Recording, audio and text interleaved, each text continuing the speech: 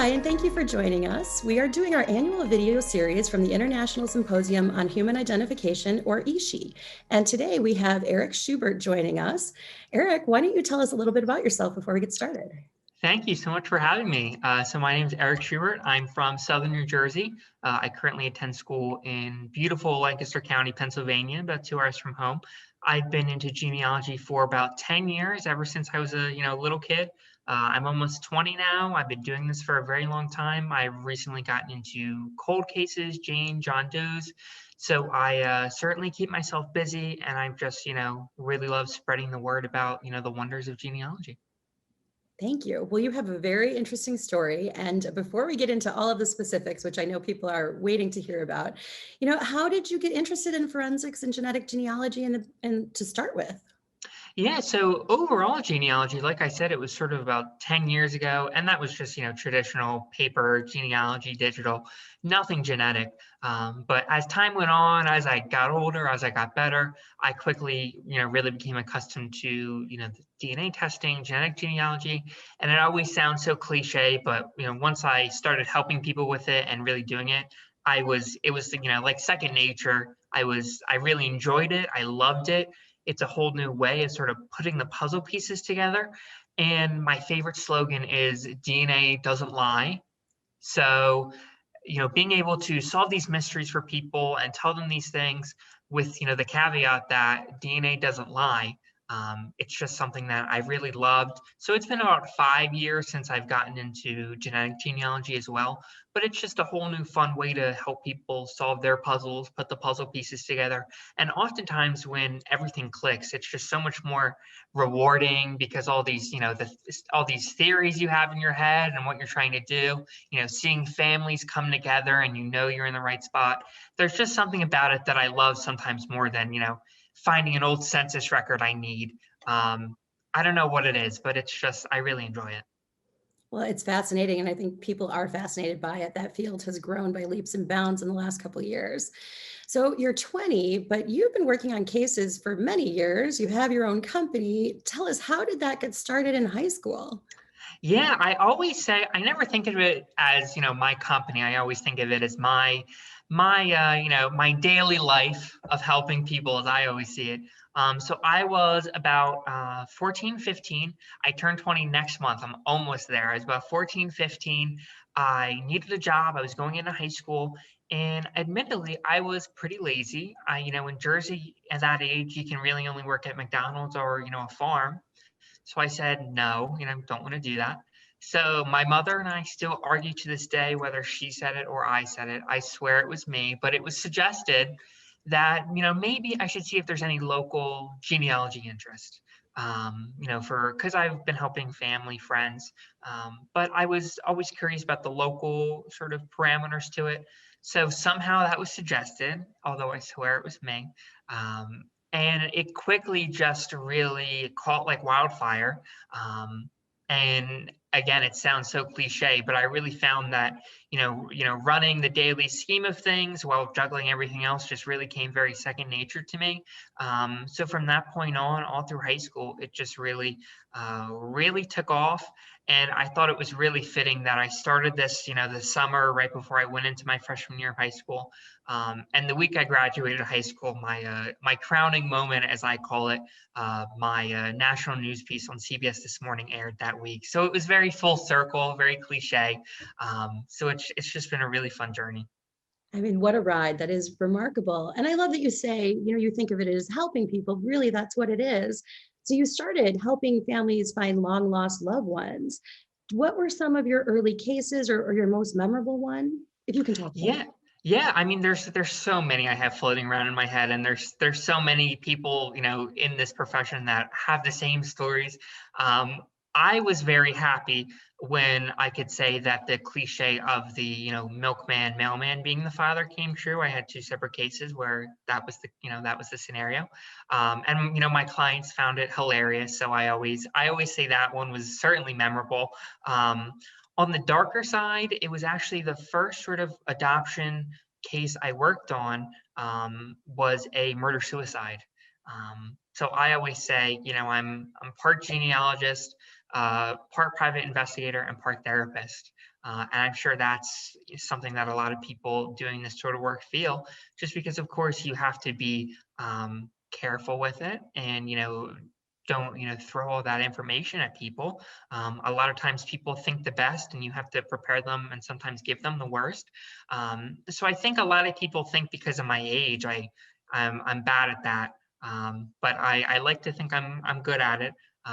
So it's certainly tough in some regards, but I've had so many cases where people update me and say, I'm going to the baseball game with my brother next week. I'm flying down to Florida to meet my mother. So getting those updates from people, it's just so much fun.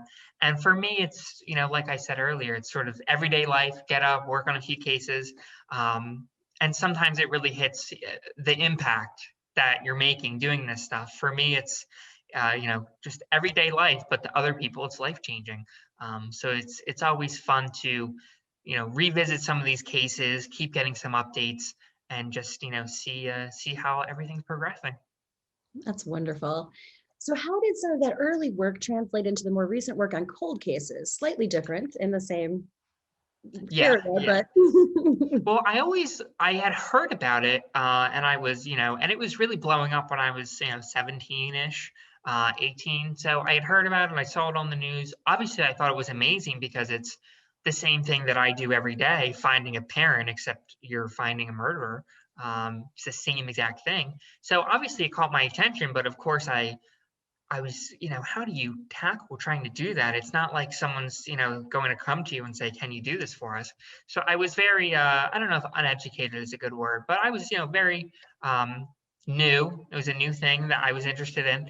And just lucky enough, it was the week after I graduated high school. I was wrong, and someone did actually reach out. Police department in PA reached out to me. They said, "Hey, we have this case. We really want you to work on it." And it took me a good few weeks for them to convince me to do it. And for them to be convincing a barely 18-year-old to work their cold case, I thought, all right, they really need me. I should do this.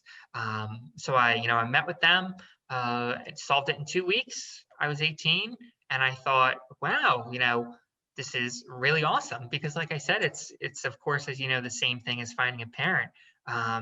So it was just sort of something that really I wasn't expecting it to happen, but it did.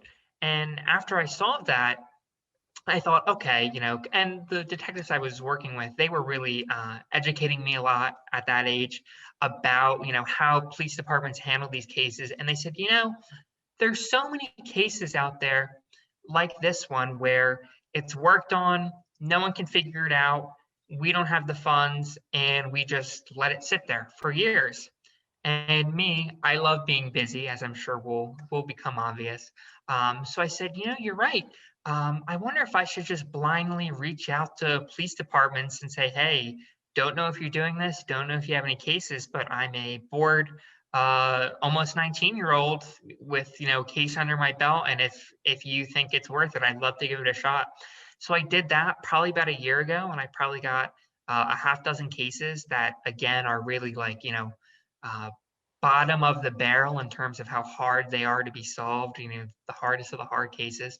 And it's great. I love the challenge, but it was just so funny that I went from not knowing a lot about it to kind of getting a crash course from the first police department that reached out to me. And now it's just something again that I do to keep me busy, make a new sort of impact. And I feel like I'm kind of filling a need for police departments who maybe don't have the money, don't know what they're doing, and they say, hey, let's have the kid, as I know some of them call me. Let's have the kid work on it. So it's just something that really transpired beyond anything I ever thought it would. I mean, it really is remarkable the fact that somebody reached out and now you're working on, like you said, at least a half a dozen cases over the last year. How do you navigate that? I mean, it's very heady, everything that you went through, Yeah. but then everything you're doing, there's a seriousness to it. And like you said, it's part therapist as well. How do you navigate all those emotions and just work through that? Yeah, it's very I like to categorize. I'm very disciplined and organized when it comes to all this stuff. A lot of the departments I work with, of course, everyone's different. So some detectives are 100% into it. Some are a bit more reserved. I could say, this person looks interesting, and then not hear anything, and then a day later they'll be like, we're at his house right now. So it's always different, but it's very I categorize what I'm working on. I know what I have to put into it, how much work needs to be done, how much gentle pushing I need to give in terms of, what needs to be done and what should happen. So it's time management is also very good just in terms of doing all of this in general. But it's just a combination of things for sure. Wow. What would you say is the best thing about what you do?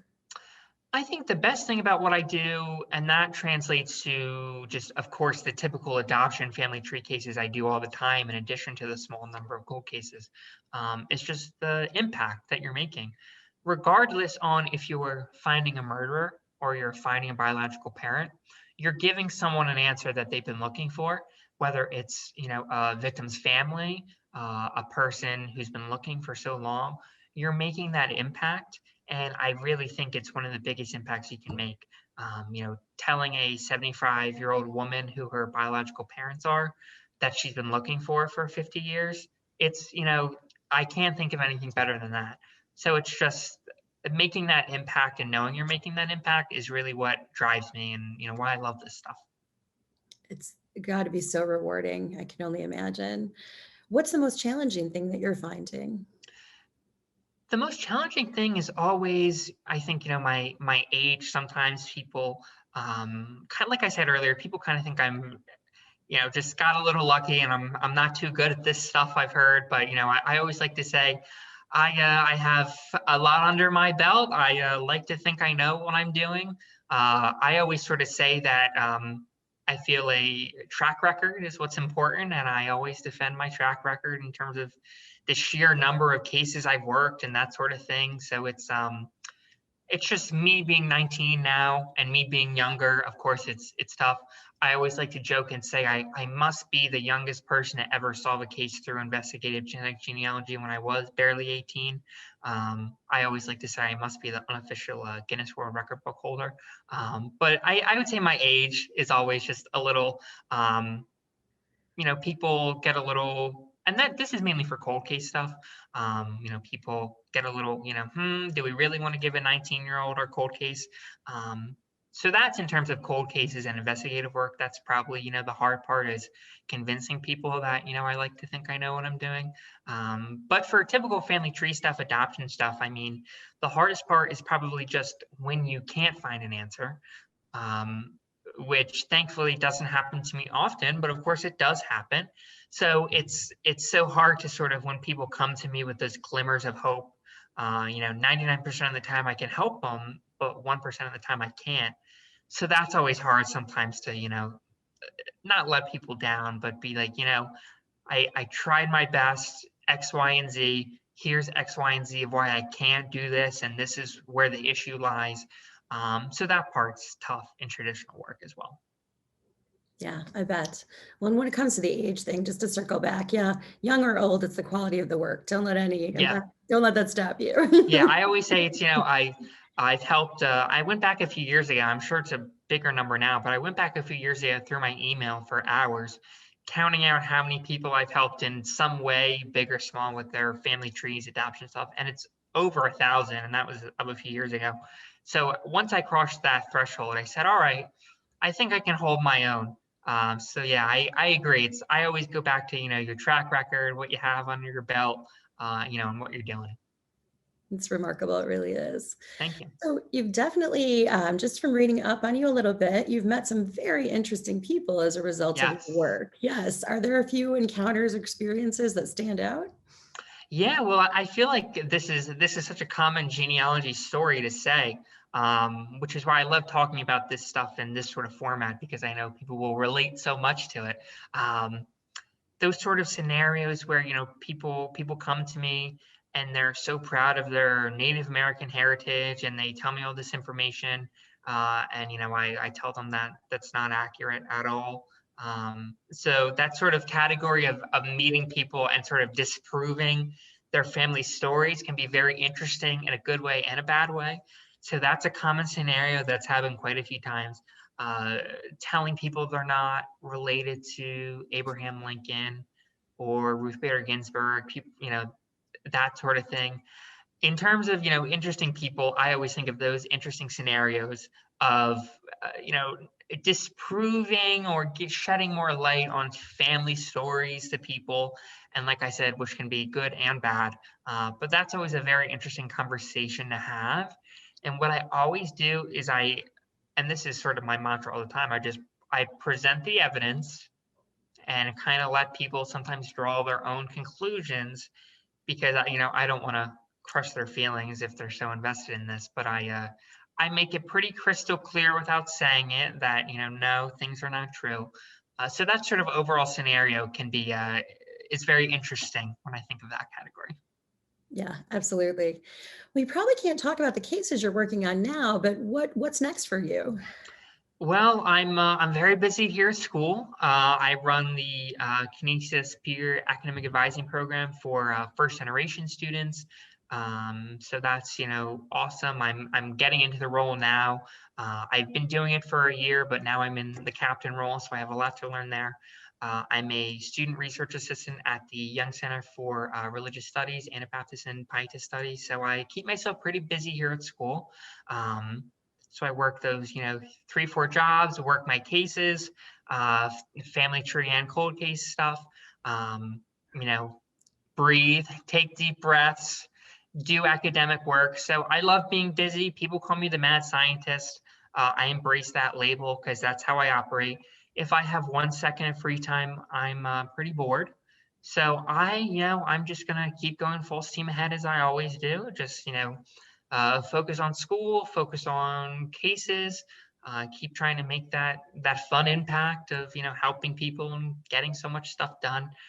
Because like we talked about, that sort of impact is what's so much fun for me. Absolutely. Pretty busy might be an understatement, but I know that's great for everybody else because we'll see a lot of more interesting things coming from you in the future for Thank sure. you so much. Yeah. How about before we let you go, any advice for younger professionals who are getting into the field and maybe facing some of the same challenges that you did? Anything you'd tell them?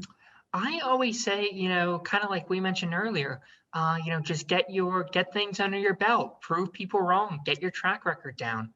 I had a friend actually on. He's related to a case I'm working on, and he said, Eric, show them what you got. So I found that and I printed it out and I stuck it above my desk last week. Show them what you got. So I think that's the best advice I can give. I'm going to steal that from him. Is just get as much under your belt as you can, show them what you got, show them your skills, and go for the gold. Wonderful. Well, we really appreciate you taking time out of your busy schedule to talk to us. Thank you. Thank you so much. I really appreciate the opportunity. I love to talk about genealogy and let people know how cool it is.